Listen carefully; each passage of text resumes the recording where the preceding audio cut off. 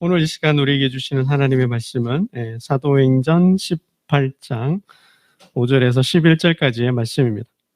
신약성경 사도행전 18장 5절에서 11절까지의 말씀을 한 절씩 교독합니다. 실라와 디모데가 마게도냐로부터 내려오매 바울이 하나님의 말씀에 붙잡혀 유대인들에게 예수는 그리스도라 밝히 증언하니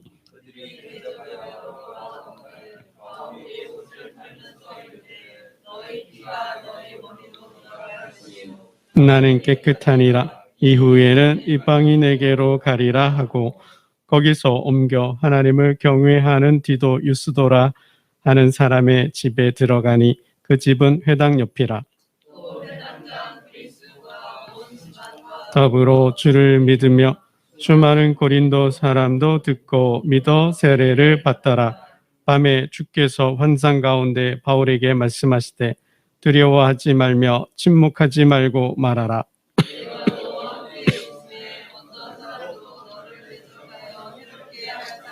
없을 것이니 이는 성중에 내 백성이 많음이라 하시더라. 함께 읽겠습니다. 1년 6개월을 말씀을 가르치니라. 아멘. 여러분, 요즘 교회가 찬밥 신세입니다. 그렇죠? 교회가 찬밥이 됐어요. 사회로부터 외면을 당하고 사람들로부터 손사래를 당하고 있습니다. 예수 믿으세요. 그러면 돌아오는 대답이 죄송합니다. 니나 잘 믿으세요. 그러죠. 예수 믿으세요. 그러면 당신이나 잘 믿으세요. 그럽니다. 반응이. 예수 믿고 천국 가세요. 그러면 요즘 또 이렇게 대답한다고 그럽니다. 나 천국 안 갈랍니다. 그런데요. 왜 그럴까요? 당신이 가는 천국 가기 싫다고 그런답니다. 그러니까 요즘 교회의 실상이 이렇다 보니 전도하기가 참 어렵습니다. 영혼 구원하기가 너무 어려워졌습니다. 세상 사람들이 말하는 교회 평을 들어보면 교회 평도 코로나 전, 코로나 지금 이렇게 조금 평이 좀 달라졌는데요. 이렇게 더 나빠졌어요. 계속 나빠지고 있는 모습을 보입니다. 코로나 전 때는 교회는 있으나 마나하다라는 평가가 있었습니다. 교회 무용론이죠. 뭐 교회 있어봐야 아무 쓸모자가 없다. 뭐 아무 도움이 안 된다. 뭐 그런 말들이 있었습니다. 그러다가 교회 해양론까지 나왔어요. 교회는 정말 백해무익하다. 아무 도움이 안 된다. 정말 사회의 악이다라는 말까지도 교회가 들었습니다. 그러다가 코로나가 오면서는 코로나와 함께 사라져야 될 대상으로 사람들이 말을 했습니다. 교회 폐기론이죠. 교회는 없어져야 될 곳이다 라고까지 사람들이 말을 했습니다. 여러분, 참 교회가 잘못했죠. 목사인 저도 보면 목사가 목사답지 못해서 탈선하고 교회가 사회적으로 좀 지탄을 받는 부도덕한 모습을 많이 보였습니다. 특히 코로나를 겪으면서 올바로 대처하지 못했습니다. 공익보다도 어떤 공공의 선이 있는데 그거를 무시하고 집단 이기적인 모습을 보였습니다. 자기밖에 모르는 집단이라는 거죠.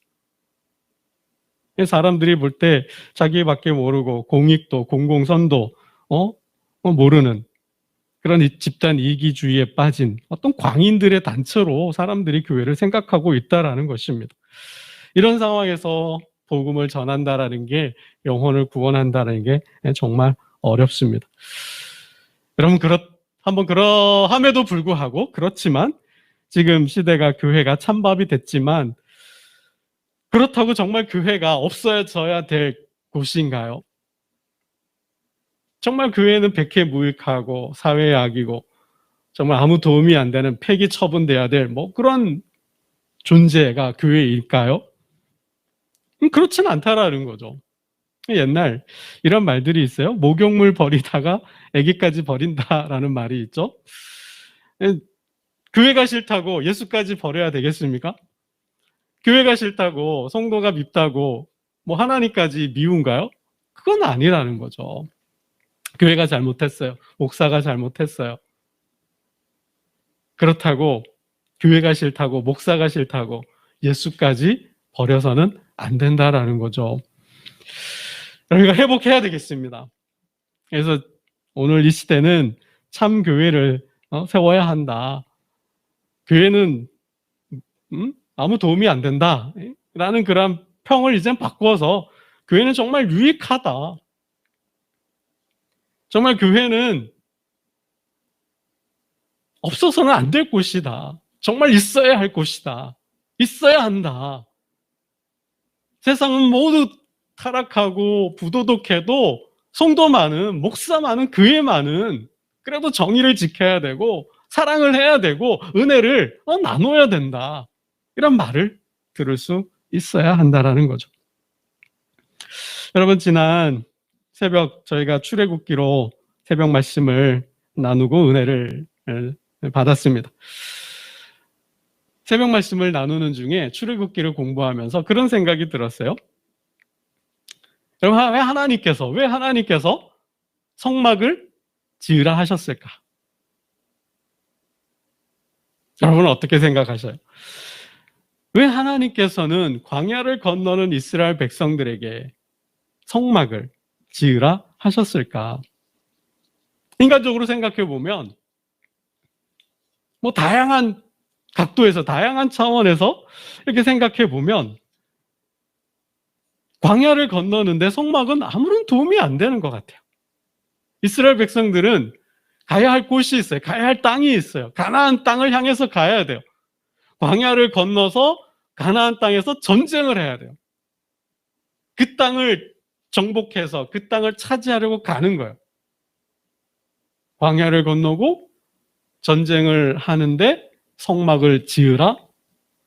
이게 좀 병법으로 또 안 맞아요. 이게 상식적으로도 안 맞아요.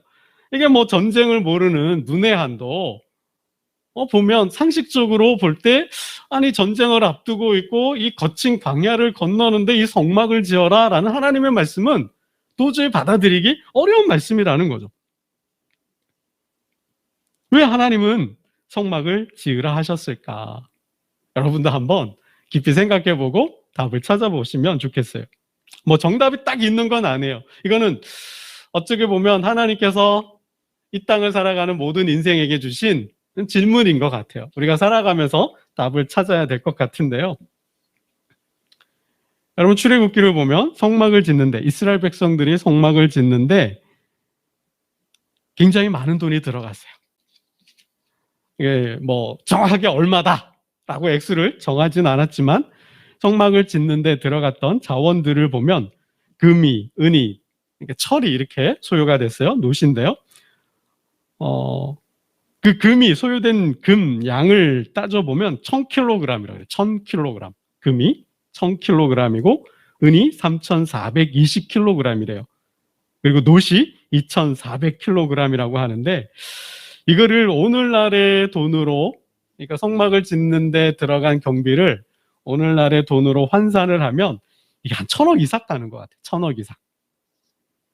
그러니까 하나님은 엄청난 돈을 들여서 성막을 지으라고 하신 거예요. 그러니까 지금의 화폐 단위로 환산했을 때 1000억 이상의 돈이 들어갔다라는 거예요. 여러분, 이 정도 돈이면 전쟁을 앞두고 있으니까 전쟁을 대비해야 되잖아요. 전쟁 물자를 비축하거나, 그죠? 식량을 사들이거나, 어떤 첨단의 무기를 구입하거나, 아니면 전투병력 한 명이라도 아까우니까 용병을 살 수도 있어요. 그 돈으로. 그러니까 전쟁을 준비해야 되는데 하나님은 어떤 그런 것보다도 성막을 지으라 하셨다라는 거죠. 이 성막만 지으면 되나요? 성막에서 봉사하는 사람도 있어야 되잖아요. 그죠? 성막에서 봉사하는 사람, 예배자도 필요해요. 그래서 레위 지파를 성막에서 봉사하도록 했어요. 여러분, 싸워야 하는데 전투병력, 군인 한 사람이 총 한 자루가, 칼 한 자루가 중요하잖아요. 근데 하나님은 그것보다도 성막을 지으라 하셨다라는 거죠. 엄청난, 우리가 보기에, 그러니까 인간적으로 보기에는 그 성막을 지으면 엄청난 병력적 손실과, 그죠? 엄청난, 이게 전쟁의 손해를 보는 것 같은 거죠. 이기려면, 그죠? 상대의 전력을 압도해서 승리하려면 이게 가능성을 높여야 되는데, 전쟁을 준비해야 되는데, 하나님은 거기에 대해서 아무런 말씀하지 않고 성막을 지으라 하셨다라는 거죠.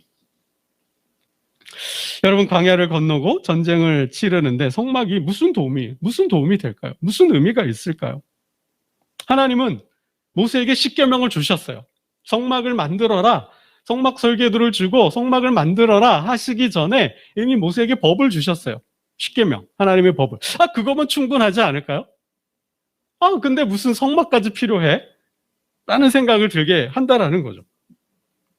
여러분, 결과론이지만 우리는 그 이야기의 결론을 알고 있어요. 이스라엘 백성들이 광야를 건넜어요? 못 건넜어요? 광야를 건넜어요? 뿐만 아니라 가나안을 정복했어요? 못했어요? 가나안을 정복하고 차지했어요. 그 땅을 차지했어요. 여러분, 그 힘이 뭘까요? 그 비결이 뭘까요? 그 저력이 뭘까요? 바로 성막에 있었다는 사실입니다. 여러분, 성막의 힘이고 성막의 능력인 줄로 믿습니다. 여러분, 저와 여러분의 삶 속에 인생은 광야 같다 그래요. 바다 같다 그러죠. 이 거친 바다와 거친 광야를 건너는데 반드시 뭐가 있어야 돼요? 성막이 있어야 한다는 사실이에요. 이 광야를 건너는 힘이 어디에 있어요? 성막에 있다라는 거예요. 하나님의 집에 있다라는 거예요. 하나님 계신 교회에 있다라는 거예요, 여러분. 그래서 우리의 삶이 성막을 짓는 삶이 되어야 되고 성막으로 나아가는 삶이 되어야 되고 내 삶을, 내 영혼을 하나님의 장막, 하나님의 집으로 바꾸는 삶을 살아야 한다라는 거예요. 여러분, 삶에 우리의 영혼 가운데 이 성막이, 하나님의 장막이 있는 사람과 없는 사람은 정말 다른 삶을 살아요. 엄청 하늘과 땅 차이의 삶을 산다라는 거예요. 그 정도의 차이가 나는 삶을 산다라는 거예요. 여러분, 성막을 만들지 않았다면, 이스라엘 백성들이 성막을 건축하지 않았다면 그들은 광야를 못 건넜을 거예요.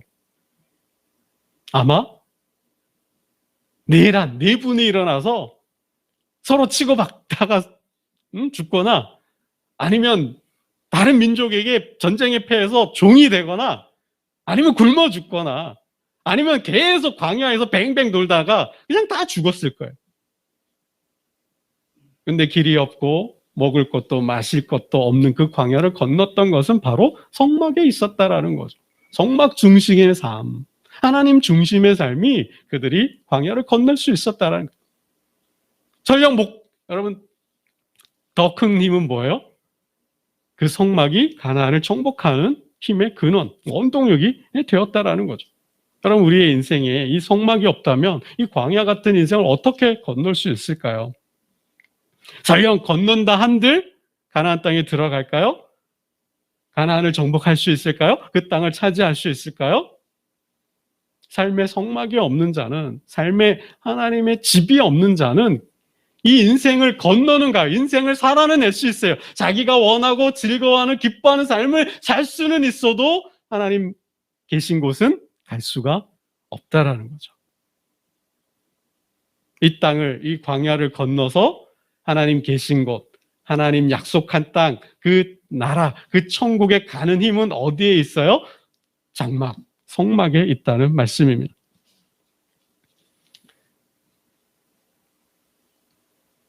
여러분, 그 삶의 그 영혼 가운데 성막이 없는 자의 삶은 어떨까요?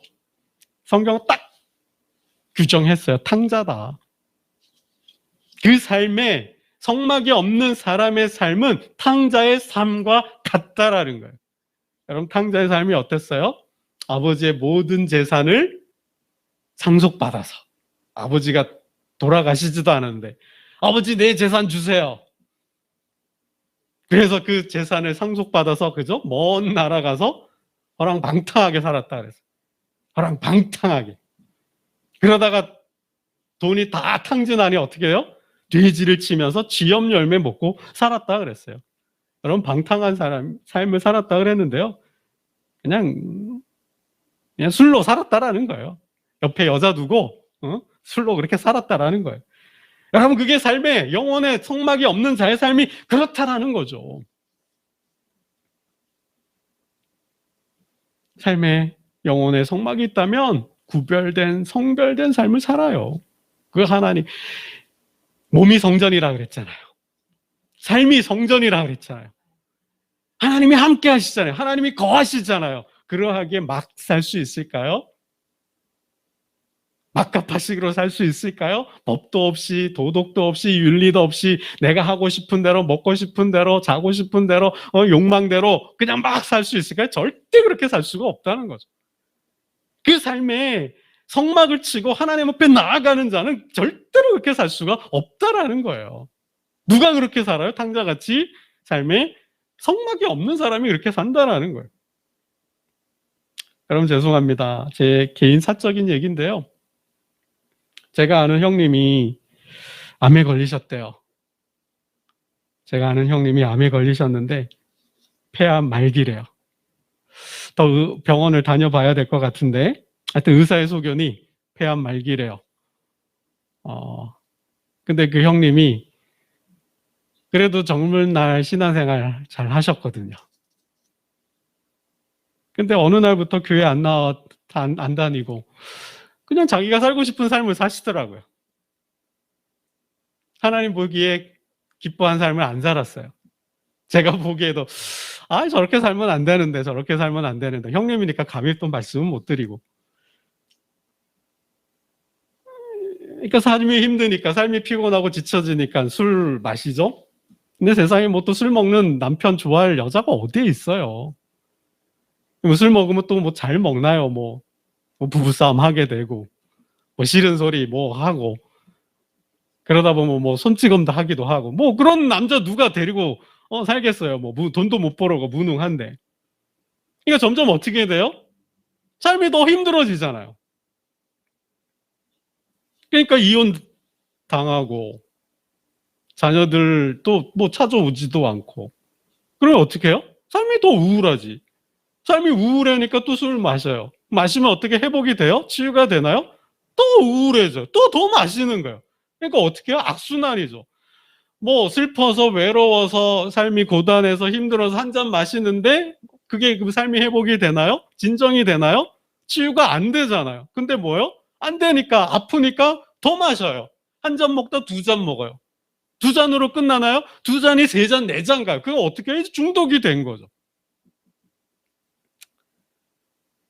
그게 참 너무 마음이 아팠어요. 자, 이제 신방도 가려고 하는데 다시 신앙을 회복하도록 믿음 안에서 그래 삶을 잘 정리할 수 있도록 찾아가려고 하는데요. 여러분, 이게 삶의 성막이 있는 사람과 없는 사람의 차이라는 거죠. 성막 없이도 잘 살 수 있을 거예요. 건강할 수 있을 거예요. 잘 기뻐하고 연락하면서 행복한 삶을 살 수 있을 거예요. 그러나 그것이 끝이라는 거죠. 그게 다라는 거죠. 더 이상 앞으로 나갈 수가 없는 거. 하나님 계신 곳에 갈 수 없는 거죠.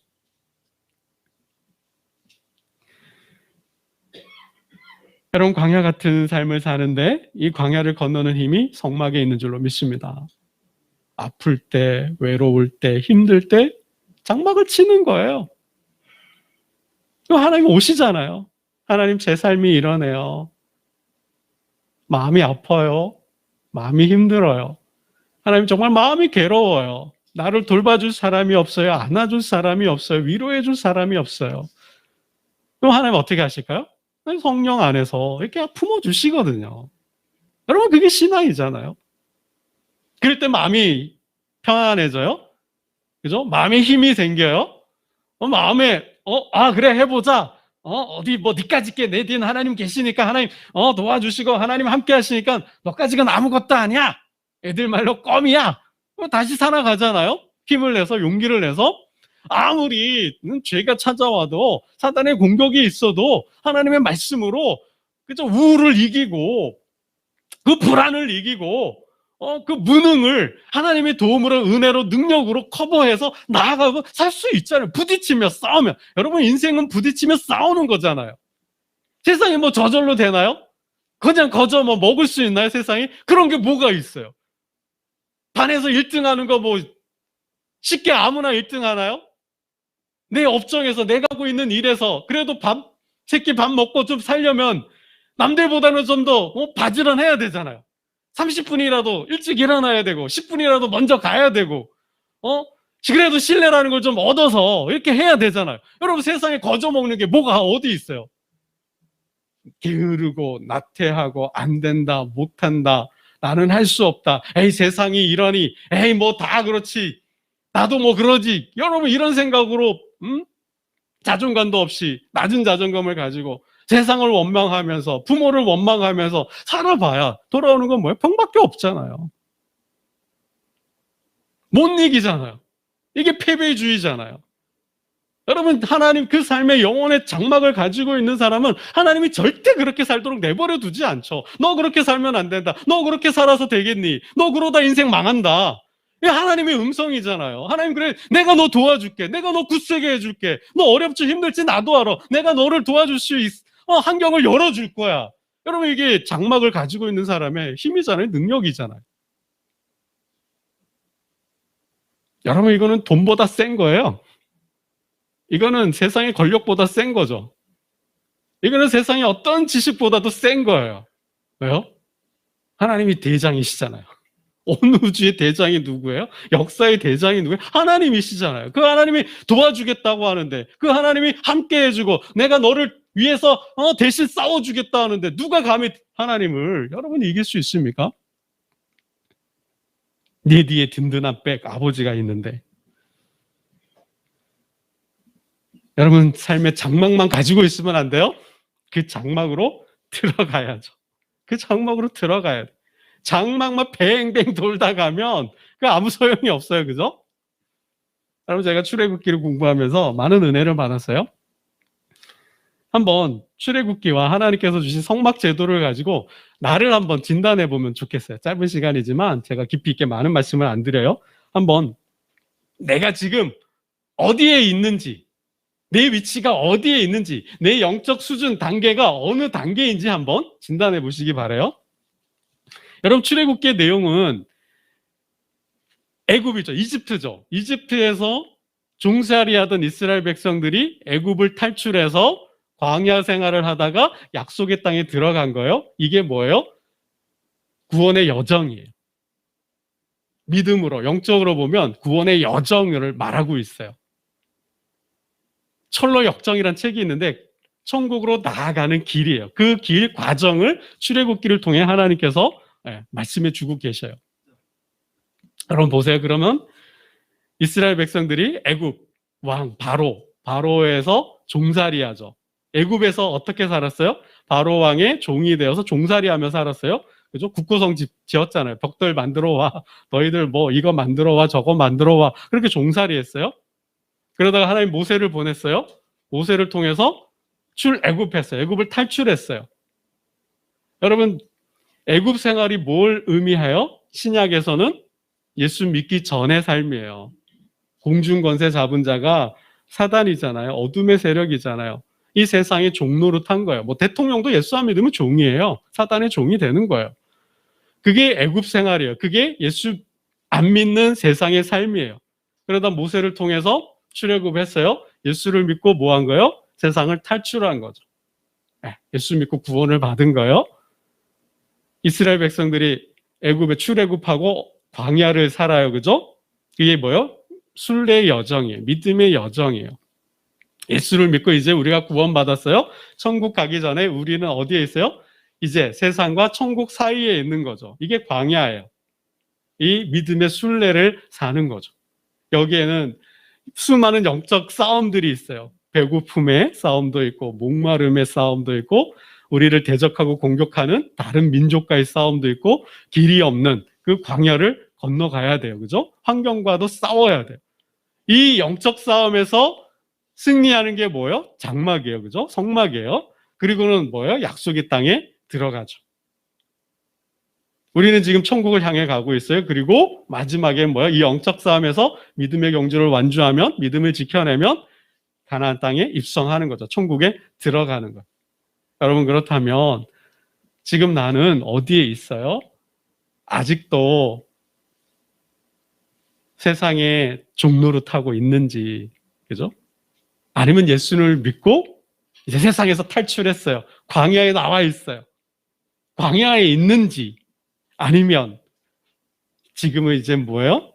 그 믿음으로 승리하고 가나안 땅에 입성해 있는지. 나는 지금 어디에 와 있냐라는 거야. 애굽에 있어요? 애굽을 탈출했어요? 광야에 있어요? 아니면 가나안에 입성했어요? 여러분, 성막제도가 보여주는 것은 하나님 앞에 나아가는 절차와 하나님의 영적 신앙의 수준을 볼 수 있는 거예요. 여러분, 성막의 구조가 어떻게 되어 있어요? 성소 중에 성소, 가장 거룩한 곳인 지성소가 있어요. 거기에는 1년에 단 한 번 대제사장만이 들어가요. 1년에 딱 한 번 대제사장이 온 이스라엘 백성과 자신의 죄를 속하기 위하여 단 한 번 속죄소, 지성소에 들어가요. 그리고는 성소가 있죠. 그리고 성소 밖에 마당이 있어요. 뜰이에요. 이 뜰은 세상과 구분하기 위하여 세마포 휘장을 쳤어요. 그러니까 세마포 휘장으로 성막과 세상이 구분되어 있어요. 그리고 세마포 휘장을 쳤으니 성막 마당 뜰이 있겠죠. 마당이 있어요. 그리고 성소 안에 성소가 있고 성소보다 조금 더 깊은 지성소가 있어요. 지성소에는 대제사장만이 들어가고 성소에는 제사장이 들어가요. 그리고 일반 백성은 성소 안으로 들어갈 수가 없어요. 그리고는 세상 사람은 성소 안으로 자체도 못 들어오겠죠. 이방인이에요. 이방인은 성소 안으로 절대 들어올 수가 없어요. 여러분, 그렇다면 나는 성소 안으로 들어가 보지도 못한 이방인이에요? 아니면 마당만 밟고 다닌다는 이사야 선지자의 말씀처럼 성막 마당만 밟고 다녀요? 아니면 성소 안으로 들어가 있어요?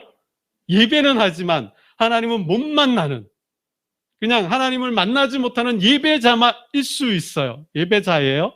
아니면 정말 가장 깊은 곳, 그 지성소에서 하나님을 만나요. 나의 영적인 수준은 대제사장이에요? 제사장이에요? 일반 백성이에요? 아니면 이방인이에요? 여러분, 어디에 계신가요? 여러분, 나의 위치를 확인하실 수 있어야 돼요. 내가 지금 서 있는 곳을 확인하고 어떻게 해요? 앞으로 한 걸음 나아가셔야죠. 여러분, 가장 깊은 곳에서 하나님을 만나려면 세 가지가 충만해요. 여러분, 성소에 뭐가 있어요? 북쪽으로는 진설병, 떡이 있어요. 그리고 그 진설병, 떡을 비추는 등잔대가 있어요. 그리고 지성소로 들어가기 전에 분향단이 있어요. 여러분, 가장 깊은 곳, 하나님 계신 지성소로 들어가려면 이 세 가지가 충만해야 돼요. 말씀이 충만해야 되고, 성령이 충만해야 되고, 그리고 기도가 충만해야 돼요. 이 세 가지 없이는 가장 깊은 곳, 가장 내밀한, 가장 영혼 깊은 곳에서 하나님을 만날 수 없다라는 거예요. 말씀과 성령과 기도가 믿음이 충만한 사람이 하늘을 보는 거예요. 여러분, 대표적으로 스데반이 있죠. 그의 문제가 생겼을 때 하나님은 7 집사를 세웠잖아요. 그 중에 한 사람이 스데반인데, 스데반이 돌로 맞았어요. 돌로 맞고 죽어갈 때 하늘이 열렸어요. 보좌를 봤어요. 하나님 보좌와 그 우편에 계신 예수님을 보았어요. 이게 뭐예요? 믿음과 성령과 말씀이 충만한 자가 보는 거예요. 여러분, 사도 바울이 3층 천을 셋째 하늘에 갔다 왔다. 내가 천국에 갔다 왔다 그랬어요. 여러분, 오늘 본문 우리 9절 말씀, 10절 말씀을 읽고 말씀을 맺겠습니다. 9절과 10절입니다. 그 마음에 그 삶의 성막을 치고 성막 가장 깊은 곳으로 들어간 자가 경험하는 하나님의 은혜입니다. 9절, 10절 함께 봅니다. 시작. 밤에 주께서 환상 가운데 바울에게 말씀하시되 두려워하지 말며 침묵하지 말고 말하라. 내가 너와 함께 있음에 어떤 사람도 너를 대적하여 해롭게 할 자가 없을 것이니 이는 이 성중에 내 백성이 많음이라 하시더라. 바울이 두려웠던 거죠. 대적했다 그랬잖아요. 대적자들이 있어요. 얼마나 무섭고 힘들어요? 외로워요? 괴로워요? 근데 하나님 뭐라 그래요? 바울아, 걱정하지 말아라. 두려워하지 말아라. 내 입을 열어 복음을 전해라. 내가 너와 함께 하겠다라는 거죠. 여러분, 우리의 삶을 공격해오는 게 얼마나 많아요? 돈도 우리를 공격해오고, 사람도 우리를 공격해오고, 지식으로 공격해오고, 그죠? 자신들이 알고 있는 그 힘으로 우리를 공격해와요. 우리는 어떻게 저들을 대적해요? 대적할 힘이, 능력이 없잖아요. 우리가 대적할 힘과 능력은 어디에 있어? 하나님. 하나님 말씀해 주신다는 거죠. 내가 너를 도와줄게. 내가 너를 굳세게 해줄게. 내가 너를 붙들어 줄게. 너는 말하기만 해. 너는 가기만 해. 여러분, 그 마음에 성막을 치고 말씀과 기도와 예배로 성령의 충만함 속에 하나님 앞에 나아간다면 이 땅을 건너는 그런 능력과 힘을 더하여 주실 줄로 믿습니다. 모든 영적 싸움에서 승리하시고 하나님께 영광을 돌리고 하나님 예비하신 만복을 받아 누리는 저와 여러분 되시기를 주님의 이름으로 축복합니다. 기도드리겠습니다. 하나님 아버지, 감사합니다. 광야를 건너는 이스라엘 백성들에게, 전쟁을 앞둔 이스라엘 백성들에게 성막을 만들라 하였습니다. 인간적으로 생각해 볼 때 성막은 아무 소용이 없고 아무 도움이 없고 아무 의미가 없는 것으로 보였습니다. 그러나 이스라엘 백성들은 성막을 지었고 그 성막에 임하시는 하나님의 능력으로 가나안 땅을 정복하고 차지하였습니다.